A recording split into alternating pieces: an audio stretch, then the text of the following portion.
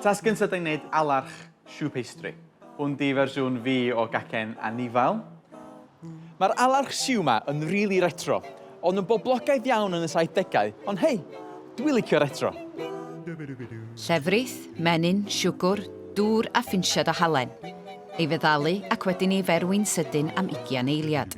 Ella bod eich nain a taid di neu hein ar gyfer dinner parties ers talwm. Maen nhw'n edrych digon syml, ond maen nhw'n cymryd chydig o sgil i berffeithio. Hidlo'r blawd, yn ôl ar y gwres am 2 funud.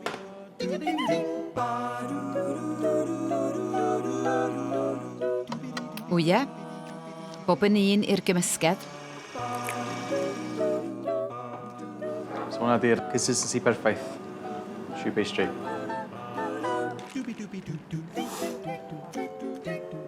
Peipio i greu siap corff yr alarch ac yna i'r popdy am 20 munud. Peipio siap S tenna gyda gweddill y choux i'r popdy am 10 munud. Mae peipio'r pastry choux mewn ffordd cywrain yn sgil wneud helpu unrhyw pobydd creu cacenna efo wow factor. I wneud yr hufen chantilly, hufen dwbl gyda siwgr eisyn. Perffaith. Mae uniformity yn hynod o bwysig yn myd patisserie. Felly dwi am herio'r pobyddion i greu trion nhw mor debyg a phosib. Mafon a mefus gyda'r hufen chantilly.